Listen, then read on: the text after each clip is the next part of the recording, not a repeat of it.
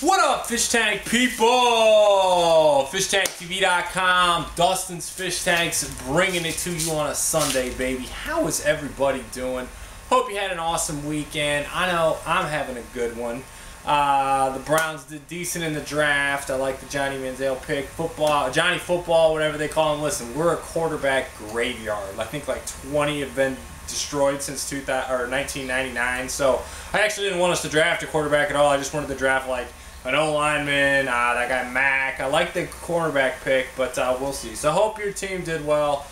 Some of you all took advantage of the sale on DustinsFishTanks.com on Friday. Appreciate that.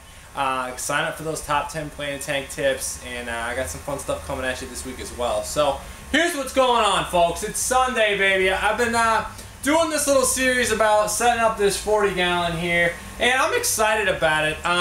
Because I'm going through the process. Last week we talked about how to tie a Nubius and Java Fern to like little rocks I have in here. I showed you guys how to do that. This week I want to talk about just some simple aquascaping tips. Look, I don't claim to be Oliver Nard, Takashi, Amano, any of that stuff, but I believe that like you don't have to be that great to enjoy your tank, and I'm going to talk more about that at the end. I've also got a little action about the crenum we've got in here, and just some adjustments we're going to talk about today. So the first thing you'll notice today is I put a background on here. Now look, this background is actually just like wedged in here, but I wanted you guys to see the difference. You can click the link and check out the video last time. I see so many great aquascapes, and it falls down in the corner. Like really like, you know, like good looking tanks, and they have like this clear like there's no backdrop, no background. Now look, this isn't even put on right, but it's a heck of a lot better than none, because you want to define what you've got. So like you've got your plants here, and then you've got like, you look through it, that doesn't work. But if you have something that's like here, and it defines like, okay, the plant's here, and this is like darkness, and I can like, I'm focused on the plant, not through the tank. I think that's really important. I think it's a lot of things people miss. So definitely get yourself a background. I've done a video on you know, painting backgrounds. I always use these ones. This one was actually not quite fitting enough, but I wanted to show it for this example. I might paint the back of this black, whatever. You can even use the fancy ones if you want. So backgrounds are a must. Another thing that I see that this drives me crazy. Like, it drives me crazy. Like, people are like, dude, check out my tank, and I'm like, I'm checking out your tank, but I can't see any of the stuff in the tank because you have the filter or the heater right smack dab in the middle. Like, people will have these like beachscapes with like light sand and like, you know, sick aquascape this side and like sick driftwood and aquascape this side, and then they'll have their heater like intentionally put like right in the middle. That is insane. Like, are you gonna find a piece of metal like that in nature? Heck no. Get your heaters out of sight. Drives me crazy. Like, it really drives me crazy. Like, if you've got a heater in your tank, get it out of there. Like, get it out of the side, move it over to the side, pick a corner. You know, if you've got the submersible ones, put them low. I would obviously get that out there. Put them low, like behind, like over here, or over here like this, or something. Or, you know, in my case, I don't even use them half the time because they stick and they break and they kill all your fish. But yeah, get your heaters out of the middle of the tank. Drives me crazy. The other thing is filters too. Same deal. Filters like smack dab in the middle. Listen, I'm sure you might get a little bit better flow. I did the old wet arm, by the way. I'm so fired up about that. Like, I'm sure you might get better flow and a little more even if you have your like filter like input or output like right in the middle or whatever. It doesn't matter. It doesn't look good. Okay, put it over to the side, hide it. There's lots of examples of this. Just like, if you can, hide it. Just move it. Just try it. Okay, try it. I'm guilty of it. Like, my tanks don't always have the stuff hidden. I do my best to get them out of there. So that's definitely something you want to do. Hide your heaters. Don't put them smack dab. I mean, they're like shiny and chrome and not natural looking. Get them out of there. The third thing I want to talk about, I've talked about heaters, I've talked about filter placement. I want to talk about patience. Patience.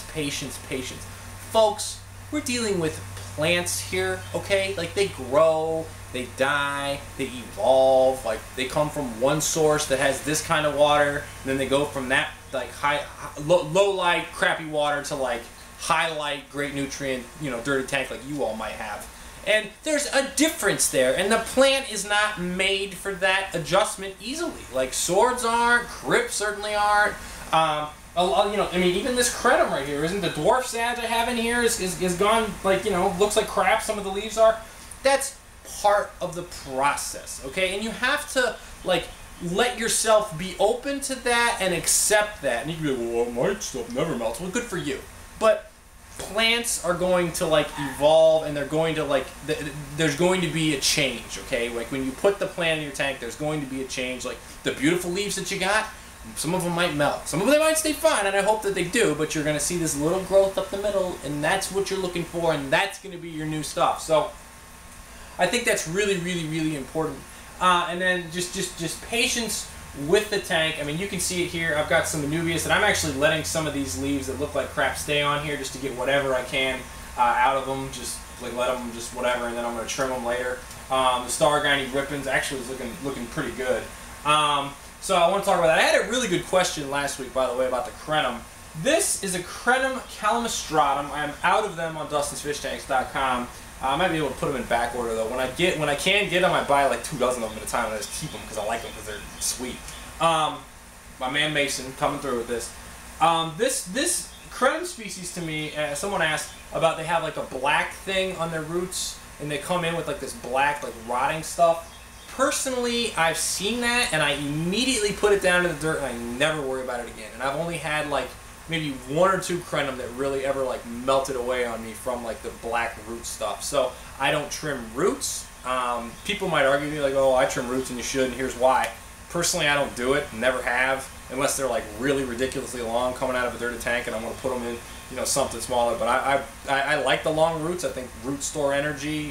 They're good for the plant. They help anchor it down, the whole deal. So I wouldn't be trimming roots on a Crenum.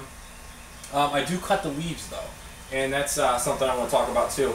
This is something this plant is put in here, and I gotta tell you, it looks pretty sick. I'm not 100% with it, but it looks all right. It's a little too tall, and I'll talk about this in the adjustments section. It's a little too tall here, but it had really, really, really ridiculously long leaves, and I actually cut some of those back. I left some of them long intentionally. As you can see, they come down pretty far here.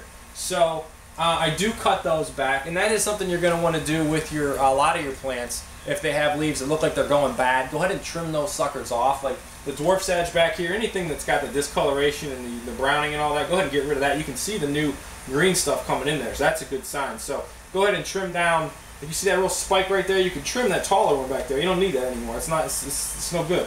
It's no bueno. So get rid of that. And then I want to talk about like just like the aquascaping adjustments. Okay, adjustments, because you know, it's for me like putting together a tank. It's, I don't know, I'm gonna make a parallel like snowboarding. It's not like how fast you can get to the bottom. It's like you enjoy the ride. Like you go and you do it and you adjust. And I'm going to talk about some of the adjustments that I've done in this tank. The first adjustment here was I was not going to originally use a Crenum calamastratum in here. I was going to use a Crenum latans, but I came across this, you know, pretty badass plant, so I went with it. So I was actually going to use a Crenum latans, and I haven't ruled it out because I like the thicker. Latans has the thicker, calamastratum has the thinner leaves on the Crenum. So I was actually going to focus on one of those big boys and bring it in here, and I still it might see what that looks like. So I wanted to put this bad boy in here for today's video, show you guys some focal point plants. What I do like where it's coming, that's an adjustment. Another thing, I got to give a shout out to my man Mike Bernardo I met at the Aquatic Experience. He was like, yo man, you gotta lower, like he said, no plants on the beach. And I mean, honestly, I had a new plant. I had Starginy Rippins, and I was like, well, I like Starginy Rippins. I want to see what it does. I want to put it in a finer substrate with dirt, so I really wanted to just kind of like play with the plant, so to speak. Well, it's done quite well over there, so I actually am having a lot of fun and ease growing it here in this. So what I've done, and I think I'm going to do, is actually remove it all and see what it looks like with the beach bearing here, and really, really hammer all the plants over here. So just really like make it really heavy on the right side. And obviously, you know, trimming up some of the Anubias here, getting it down more, but it's part of the process. And also, I got some good recommendations too. Somebody said lower the beach. Well, that makes sense, because then I can get that kind of like plants down to beach kind of thing going on. So there's adjustments to be made. No plants on the beach, I talked about that. Lower the beach. The small rocks, you know, I like the way these rocks are growing with the Starginy Rippins. I really, really do. Particularly that area right there. I think that looks real hot. That one nice one coming through. So, but that, I mean, you can play with that for hours, folks. Hours. So, the next steps for me are this. I'm going to probably hit this whole thing with either Stargany ribbons or maybe some baby tears over here. And I was debating putting some of this crypt, green crypt, down up in here, hands up here, and putting it back in here and kind of having it like along this edge. I actually was hoping to get some crypt carbon in. I don't have that in stock right now. I'm supposed to be getting some in, so get excited about that. You, Ryan, I don't know, you wanted it too.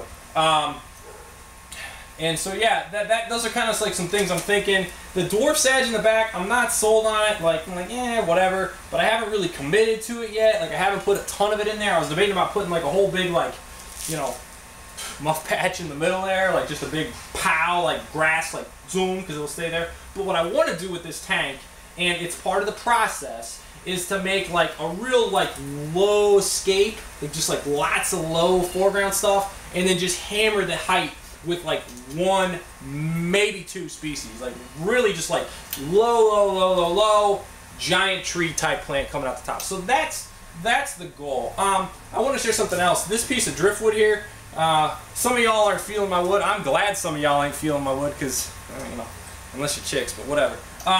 Yeah, so some of y'all aren't feeling the wood. I want to show I'm still not opposed to this piece coming in here too. So, you know, I haven't fully ruled it out. Now, this is going to be tough to work with here, so we're going to have to like do some cutting, some managing. I don't know. People don't like the smoothness of this wood, and frankly, I don't care. But I like I like the way that's going. I think that's a little too close up front here, a little too close to the glass. Maybe I got to do something to like soften that. Maybe drilling holes in it and putting something, you know, some Anubias through it. Not really sure what I'm going to do to soften that. It's a little too close to the glass. People don't like how smooth it is. I don't care. I was going to do the contrast with the Crenum, and I think that's working. So these are just like adjustments, and this is part of the process you go through. Like for me, like for example, my 220, like one of my better Aquascapes, like the original, you know, 2 years 220 video. A lot of people have seen and checked out.